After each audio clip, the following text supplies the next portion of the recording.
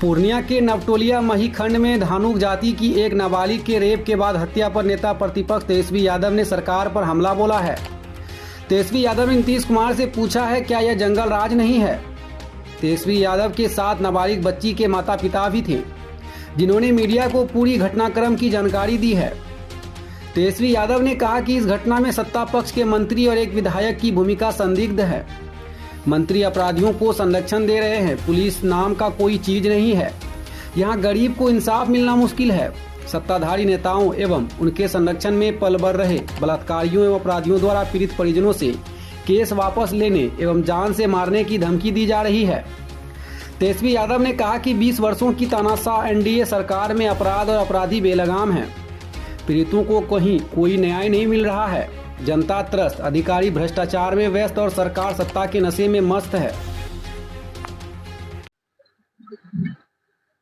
बैठे हुए हैं, हस्बैंड हैं, वाइफ हैं, इनकी पुत्री के साथ जो है, इनका जैसे कहना है, कल रात में हम मुलाकात भी की। 14 साल की पुत्री रही, इनके साथ, इनके पुत्री के साथ बलात्कार हुआ, इनको जान से मार दिया गया, लेकिन कार्रवाई के नाम पे जीरो। जो मुख्य आरोपी है उनको छोड़ा जा रहा है और पुलिस प्रशासन भी जो है इनको न्याय नहीं दिला रहा, बल्कि अपराधियों को ही संरक्षण देने का काम कर रहा है। और इस तरह के हादसे अति पिछड़ा परिवार, धानुक परिवार से आते हैं और इस तरह का हादसा होता है तो न्याय गरीबों को जो है मिलना चाहिए। पॉक्सो धारा जो थी वो भी हटा दिया गया है। पोस्टमार्टम रिपोर्ट जो है उसको भी जो है कहा जा रहा है कि रिपोर्ट जो है ढंग का नहीं आया है। कई दिनों से इनकी मांग थी, अपनी बात को भी रखना चाहेंगे, तो हम चाहेंगे कि इसके बाद जो है हम अपनी बात को रखें। पहले आप क्या क्या हुआ है, आपको क्या लगता है, आप अपना सबसे पहले हम आप लोगों को प्रणाम करते हैं। जो हमारी काजल बेटी थी, हमारे नाम अमित मंडल, और हमारी बेटी काजल कुमारी जो मक्का खेत घास लेने गई थी, और उनके साथ वो दरिंदों ने हमारे बेटी को पकड़ के और आंख में बालू दिया गया और दोनों हाथ तोड़ा गया और उनके साथ रेप किया और रेप करके उसको गला दबा के मार दिया गया। जो अपराधी जो गिरफ्तार हुआ उनको पकड़ा गया और उनको बेल भी हो गया, सजा भी हो गया, बाहर भी आ गए। बोला जा रहा है उनके बारे में दोनों निर्दोष है। तो निर्दोष है, फिर दोषी कहाँ है? शंकर सिंह विधायक जो विधानसभा से हैं, और क्या कहते हैं, जो आज लेसी सिंह ये, और आनंद प्रकाश जो रघुवंश नगर थाना का जो बड़ा बाबू है, वो तीनों चारों ने मिलके और केस को, हमारे केस को नॉर्मल कर दिए, उनको बढ़ा दिए, उसको मजबूती कर दिए। भी दोनों लड़का निर्दोष है।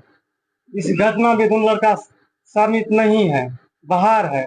फिर इसमें कौन है दोषी? पुलिस प्रशासन जो कि भानुक को अन्याय कैसे मिलेगी? हम इंसाफ के लिए हम ठोकर खा रहे हैं, भटक रहे हैं और हमें इंसाफ नहीं मिल रहा। घटना 12 फरवरी को हुआ घटना। वो लोग कितने दिन में बाहर आए? और 3 महीना हो गया और अभी तक हमारे बेटे को इंसाफ नहीं मिला। कब से जेल से बाहर? जी हो गया 10-12 दिन हो गया जी, 10-12 दिन से बाहर है और उनको कहा जा रहा है कि निर्दोष है। अपने बड़े अधिकारी से तो आवेदन दिया था, और जो कि पोस्टमार्टम रिपोर्ट है उनके बारे में बताया जा रहा है जो रेप नहीं हुआ है। और पप्पू यादव हमारे घर पे आए, आश्वासन दिए, जो बोला इसमें 4 लड़कों का, इस बच्ची का बॉडी पे हाथ का निशान है और उनके गाल पे दांत काटा गया है, गला दबा के उसको मौत कर दिया गया है और रेप उसमें नहीं बता रहा है। इनका मतलब है रिपोर्ट को गलबला दिया है। ये देखिए, इसका साफ तौर पे कहना है कि रिपोर्ट के साथ जो है छेड़छाड़ जो है वो की गई। उसमें प्रशासन के लोग जो है वो भी जो है कहना है कि दबंग लोग जो हैं उनके दबाव में आकर के काम करते हैं। सवाल है चाहे मर्डर हो या रेप हो, ये बात तो सत्य है कि अब वो 14 साल की बच्ची इस दुनिया में नहीं है। अगर 14 साल की बच्ची इस दुनिया में नहीं है तो क्या इनके माता पिता, इनके परिजनों को न्याय मिलेगा कि नहीं मिलेगा, ये सबसे बड़ा सवाल है। क्या अपराधी इसी प्रकार से खुलेआम घूमते रहेंगे? प्रश्न ये भी खड़ा होता है कि पुलिस का फेलियर है कि नहीं। पुलिस का जो रोल होना चाहिए इस जांच को लेकर के उस प्रकार से कोई गंभीर नहीं है। यानी हमारे बिहार प्रदेश में छोटी मासूम बच्ची के साथ मर्डर कर दो, रेप कर दो, और पुलिस प्रशासन को कोई मतलब नहीं है जांच, निष्पक्ष जांच करने में या परिजनों को न्याय दिलाने में। तो पुलिस का मतलब क्या रहेगा? तब तो पुलिस का नाम ही बदल देना चाहिए, कोई मतलब ही नहीं। अगर आप दबंगों के दबाव में अगर आकर के काम करेंगे तो लोगों को न्याय कहां से मिलेगा? ये जगह जगह थाना काला खुला हुआ है, पुलिस हेडक्वार्टर्स क्यों होते हैं, आईपीएस क्यों है? इसलिए नहीं व्यवस्था कराई गई है कि अपराधियों को पकड़े और निर्दोष लोगों को, जो पीड़ित परिवार है, पीड़ित लोग हैं, उनको न्याय दिला पाए। लेकिन पुलिस अगर ये काम नहीं कर रही तो इसका जिम्मेवार कौन है? जवाबदेही कौन ले? जब एमएलए और मंत्री ही अपराधियों का संरक्षण करने लगे तब बचा क्या फिर इस लोकतंत्र में? तो ये दर्दनाक घटना है और छोटी बच्ची है। हम लोग प्रशासन से भी मांग करते हैं कि इनको न्याय दिलाए। आखिर ये कब का मामला है? 12 फरवरी को। फरवरी का है। अब तक यानी कोई अपराधी नहीं पकड़ा गया, और जो पकड़े गए उसको भी बोलता है कि निर्दोष है। निर्दोष। तो इनका सवाल तो जायज है ना कि भाई आखिर दोषी कौन है? तो इसलिए हमको लगा कल हम इनसे मुलाकात करने गए, कम से कम वहाँ के जो पत्रकार भाई हैं निष्पक्षता से इस परिवार को न्याय दिलाने की लड़ाई भी लड़ेंगे और सच को लिखने का काम भी करेंगे। और इसलिए बारम्बार धमकी देते हैं जो केस को उठा लीजिए। अब प्रशासन बताओ, आप ही बताओ। धमकी दे रहा जो ये केस को उठा लीजिए, तुम तो अभी मजदूर आदमी है, 2 टका कमाने वाला है, क्या कर लेंगे, केस को उठा लीजिए। आगे भी मेरा खेत है, पाछे भी मेरा खेत है, किस तरह से निकलेगी, कहाँ पर जाएगी? सब यही धमकी देते हैं, आंख दिखाते हैं।